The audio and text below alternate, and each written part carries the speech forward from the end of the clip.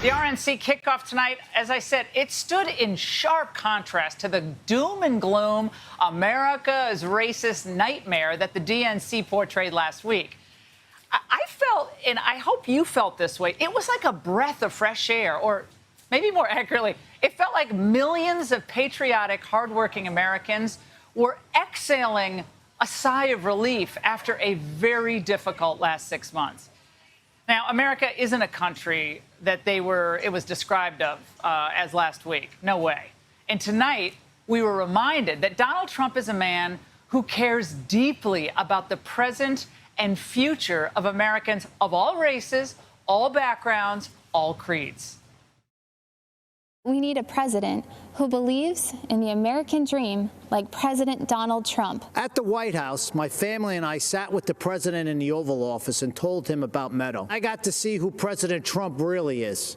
He's a good man and a great listener. The president also built the most inclusive economy ever, with record low unemployment for African Americans and record high participation in the workforce. Growing up in the Deep South, I've seen racism up close. I know what it is, and it isn't Donald Trump. Now, as noted just a few moments ago, Andrew Pollack and Herschel Walker will be here later in the hour. Now, on this first night of the Republican National Convention, I think it's really important to ask a simple question. Has Donald Trump and the Republican Party done enough to justify being rehired in November? Well, the Democrats spent all of last week during their disaster of a virtual convention making the case that the Trump administration and the GOP have failed the American people.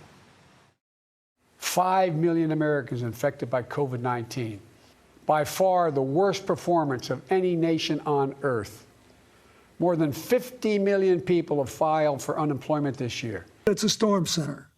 There's only chaos. Donald Trump is destroying our country. The future of our democracy is at stake.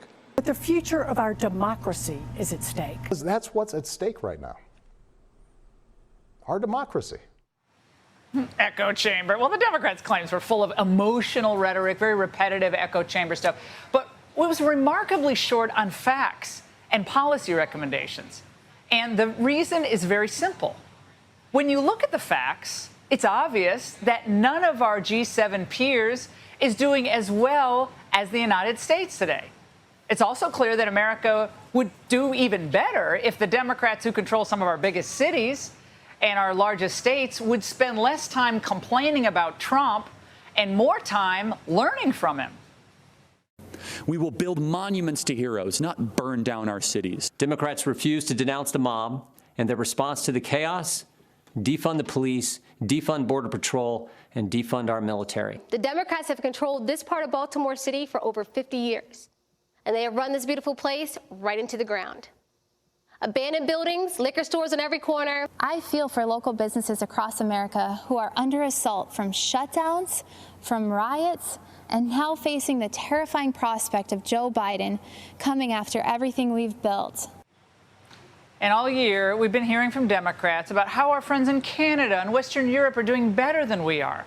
But again, the facts say otherwise. Now, let's just look at what's happening for a moment with COVID. Now, here in the United States, the number of new daily COVID infections just hit a 2-month low. You heard that lately on the other networks? Meanwhile, Europe is seeing an explosion of new cases in Germany, in Spain, in Italy, and elsewhere. Democrats would also have you believe that Trump's extremely deft handling of COVID somehow made Americans much worse off than our friends in Europe. Too many hardworking families have been caught on an economic treadmill. When unemployment is the highest rate since the Great Depression. Back in 2016, when Trump asked, "What do you have to lose?" Well, now we know. Our health care, our jobs. Well, what they're not telling you, of course, is how lucky we are that Trump didn't follow Europe's lead. Now, while the crisis, of course, did hurt our economy, other G7 competitors ended up much worse off. Look at the data. The GDP in Q2 2020. Remember, we were already significantly richer than these countries before the crisis began. Our per capita GDP was $20,000 higher than Germany's, almost double Italy's. And now we're managing the economic fallout of the crisis better than almost all of them. So the gap between us is likely to grow. Now, what Democrats also aren't telling you is that our recovery is going way better than other Western nations. Today, the S&P 500 and NASDAQ hit all-time record highs. In other words, these indices are worth more today than they were before the virus. Now, this is great for your 401k and your IRAs. But more importantly, the markets are one of the best ways to gauge investor optimism. They aren't just some poll of experts or ivory tower economists. These are real people betting real money, and they're betting on the United States. But in spite of this unbelievable opposition, this president has done what he said he would do. Taxes cut, regulations reduced, economy growing, lowest unemployment in 50 years. Who better to lead us out of these times than the president who already built the strongest economy our country has ever seen? We want a chance to get ahead, not just get by. That's what President Trump promised, and that's what President Trump delivered. Now, investors clearly like what they're seeing with Trump, and after hearing Democrats lay out their disastrous designs for the economy last week, who could blame them? He's going to invest in childcare, in canceling student loan debt. Joe will roll back that tax cut that I got so we can fund things our whole country needs. We should pour billions into private businesses. There should be 10 Solyndras, meaning there should be 10 failed investments. You have to deal with the virus. So if the scientists say, shut it down, I would shut it down. I would listen to the scientists. He said that after the DNC. Of course, he'd shut it down. So now you see why the Democrats were afraid to really get into the nitty-gritty of policy. But for 4 years, President Trump and the Republicans have proven that their policies work better than anything the Democrats have to offer. Their faith in freedom and the rule of law works better than the chaos that we see tonight in certain blue cities. We'll get to Wisconsin in a bit. Of course, the strict regulations, high taxes that stifle innovation in places like Canada, Europe, and Japan. The Democrats didn't talk about policies last week, not really, because they don't have any ideas that will make life better for the average American. It's just rhetoric and rhetoric and more rhetoric.